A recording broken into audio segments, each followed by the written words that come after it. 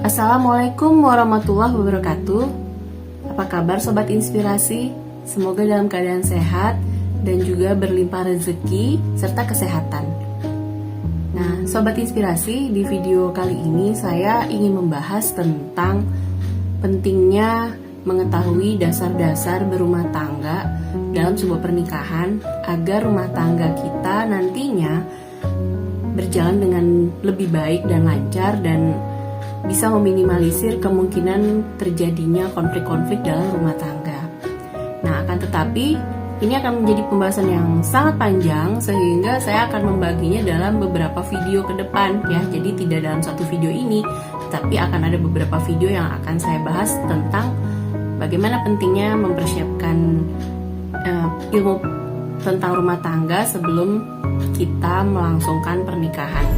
Sebelum saya melanjutkan pembahasan video kali ini, saya ingin berterima kasih kepada teman-teman yang sudah mendukung channel Kalam Inspirasi TV.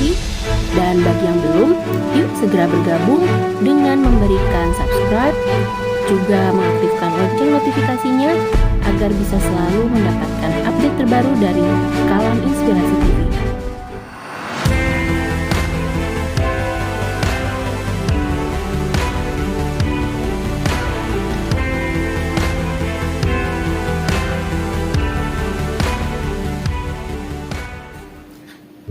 Bisa dibilang sih kalau ilmu rumah tangga nih nggak ada sekolahnya ya.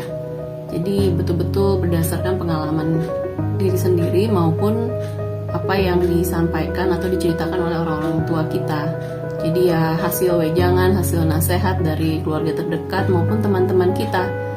Dan bisa dibilang belajar ilmu pernikahan, dalam hal ini belajar ilmu rumah tangga itu sepanjang hayat ya. Jadi nggak cuma setahun 2 tahun belajarnya, tetapi hingga kematian menjemput kita dan mungkin akan memisahkan kita dengan pasangan kita gitu.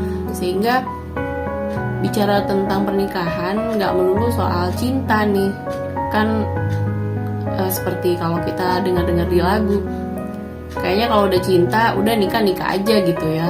Ternyata nggak juga gitu. Banyak hal yang harus kita persiapkan dan banyak hal juga yang harus kita pahami dulu sebelum kita melanjutkan ke jenjang pernikahan.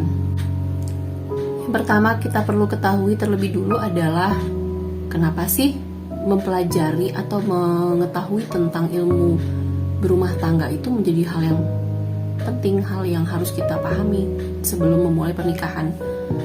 Nggak langsung datang ujung-ujung udah saya mau nikah nih gitu, nggak juga ya. Minimal kita sudah punya pengetahuan lah walaupun sedikit, karena sambil berjalannya waktu tentu akan ada ilmu-ilmu tambahan lain sesuai dengan pengalaman hidup kita selama berumah tangga. Itu akan menjadi ilmu tambahan buat kita, dan ini seringkali belum disadari oleh adik-adik nih yang mau melangsungkan pernikahan, atau ya para jomblo nih yang baru dapet pasangan, atau para yang sudah niat dihalalkan gitu ya. Ini gak sekedar bicara tentang hubungan yang halal atas dasar agama, tapi juga bagaimana menjalankan proses hubungan halal itu agar jangan sampai nanti menjadi sebuah momen yang tidak menyenangkan bagi kedua belah pihak gitu ya. Yang pertama perlu kita ketahui adalah apa sih tujuan kita berumah tangga. Nah, ini harus kita ketahui dulu nih sobat inspirasi, tujuan kita dalam rumah tangga itu apa. Yang pertama sih biasanya nih karena sudah ada perasaan saling cinta, sehingga kita ingin melangsungkan pernikahan agar bisa selanjutnya hidup bersama dan membangun hubungan yang halal berdasarkan agama. Biasanya sih tujuan pertamanya itu. Nah, ada lagi sebetulnya tujuan yang lebih penting, tujuan kedua, yaitu agar dengan berlangsungnya pernikahan kita, maka kita menjadi salah satu orang-orang yang menjadi perintis atau cikal bakal untuk membangun sebuah peradaban. Entah itu peradaban dalam sebuah bangsa maupun peradaban dalam umat. Dalam hal ini umat Islam ya. Jadi kita akan meneruskan cita-cita dan juga generasi-generasi bagi peradaban Islam dan peradaban bangsa kita Indonesia. Nah, itu adalah tujuan kedua yang sebetulnya jauh lebih besar ya tujuannya dari hanya sekedar kita berpikir hanya untuk kebersamaan hubungan kita bersama pasangan. Iya, jadi buat sobat inspirasi nih, kalian yang lagi menunggu untuk dihalalkan, coba dilihat lagi kira-kira tujuannya untuk melangsungkan pernikahan tuh apa nih? Apakah memang hanya sekedar untuk mendapatkan hubungan yang halal berdasarkan agama, atau ada tujuan lain yang lebih besar tadi seperti yang disampaikan.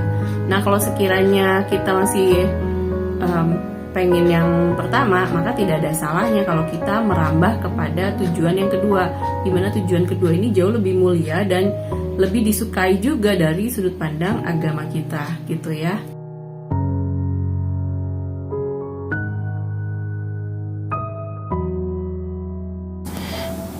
Berarti masalah keluarga itu masalah penting dalam episode kehidupan kita.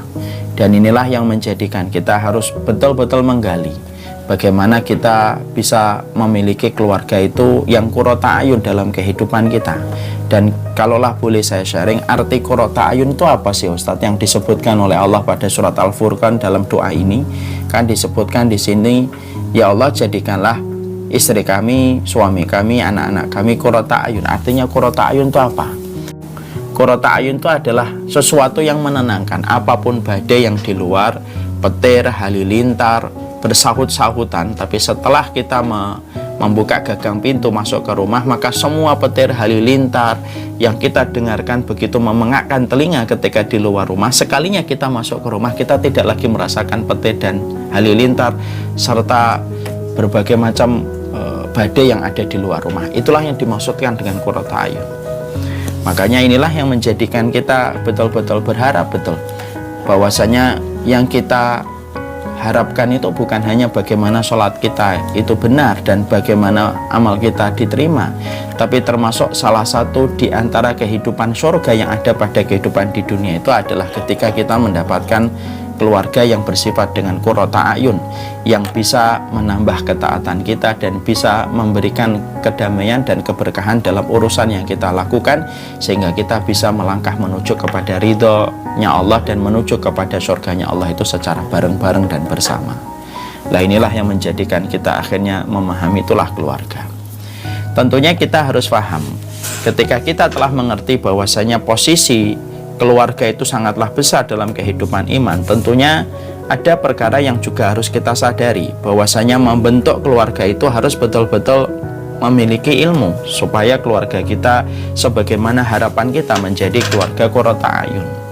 Dan ini menjadi masalah yang cukup krusial, walaupun secara normatif mungkin sering kita dengarkan, tapi prakteknya yang ternyata tidaklah mudah daripada apa yang kita dengarkan.